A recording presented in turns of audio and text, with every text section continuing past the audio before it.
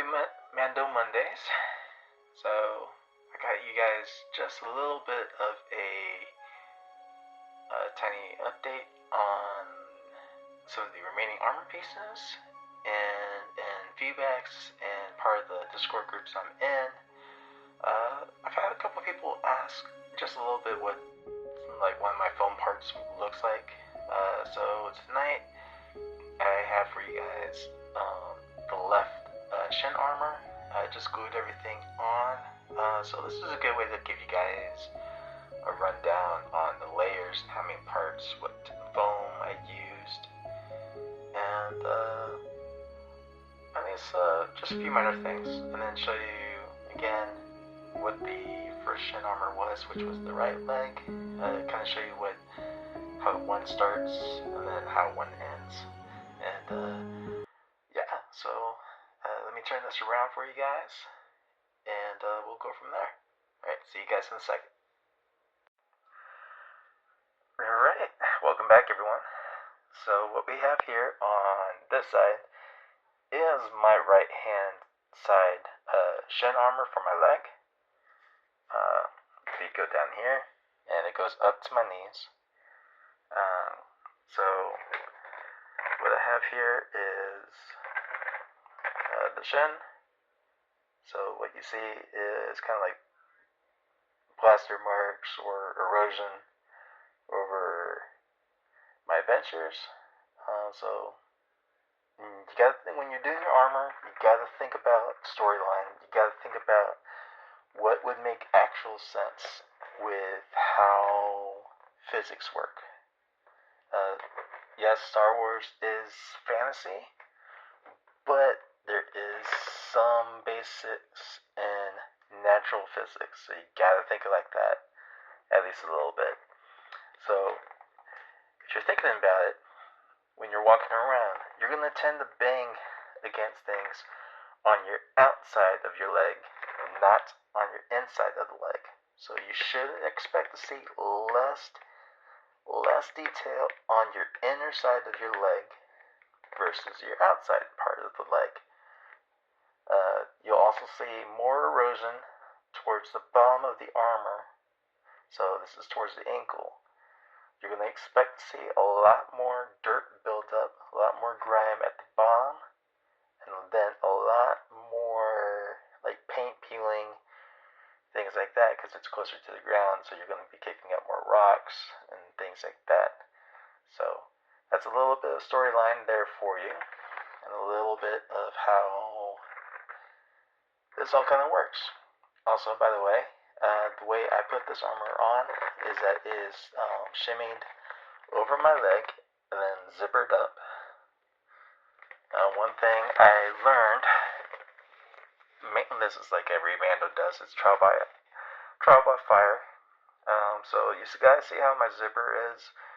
It's fastened mainly from the ankle and then going up to the knee, well, back of the knee.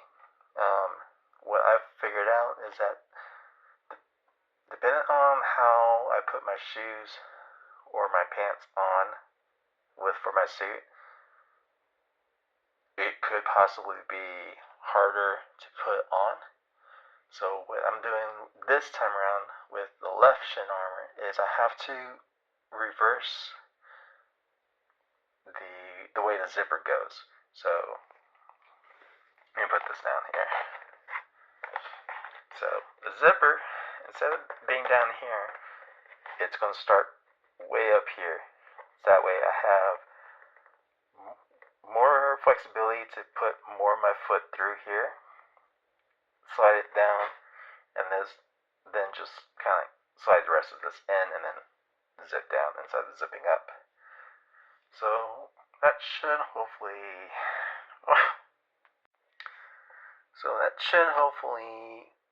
make that work. So we'll see how that goes. Alright, going to now left side of the leg armor. This is the right, this is now the left. So the foam that I use is high density EVA foam. I bought this over in Hobby Lobby, which is kind of next door roughly to where I live. So this is what I'm using. It's two types of foam. The white foam here is 3mm foam. The black is 5mm foam. The base structure is all one sheet.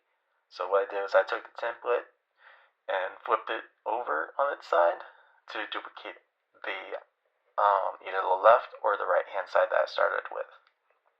From there,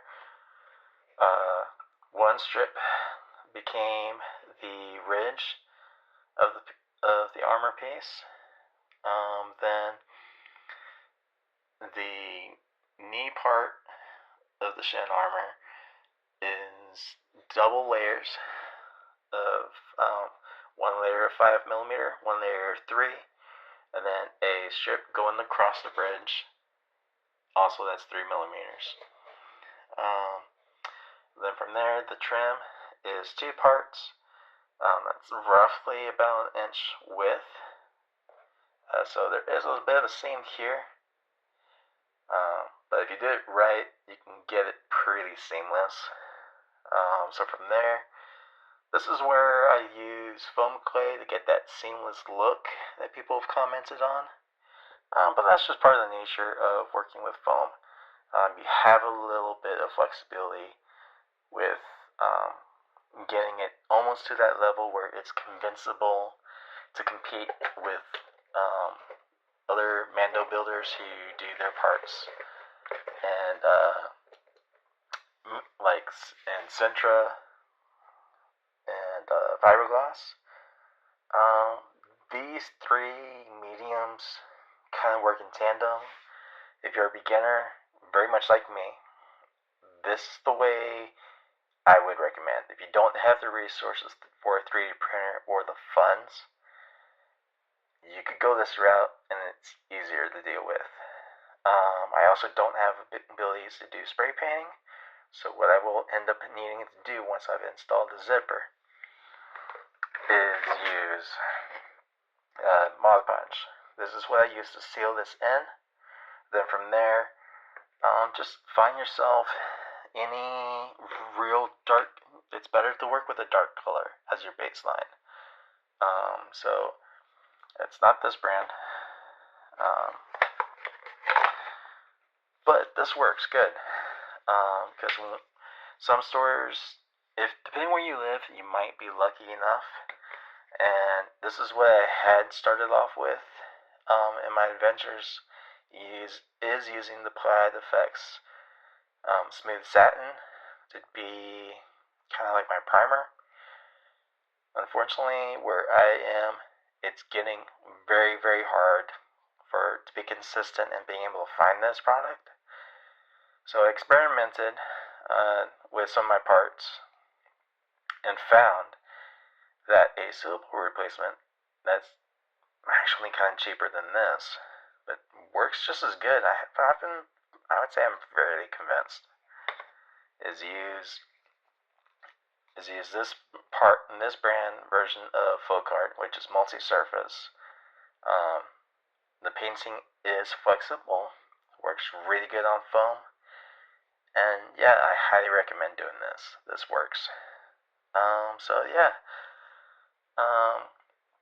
Other than that, that's just all I wanted to show you guys. This was just a short, quick, easy project to kind of get me back on track while I can. And yeah, if you haven't been on my socials, look at my bio, look under the link tree, and you'll be able to access all of my social media. If you are following me here, please visit my YouTube as the backup to this, as well as Instagram. You'll find those again in the bio link. And yeah, thank you guys for your support. Stay in touch, and please follow on every social that I have. I'll see you guys there. Y'all have a good night. This is the way.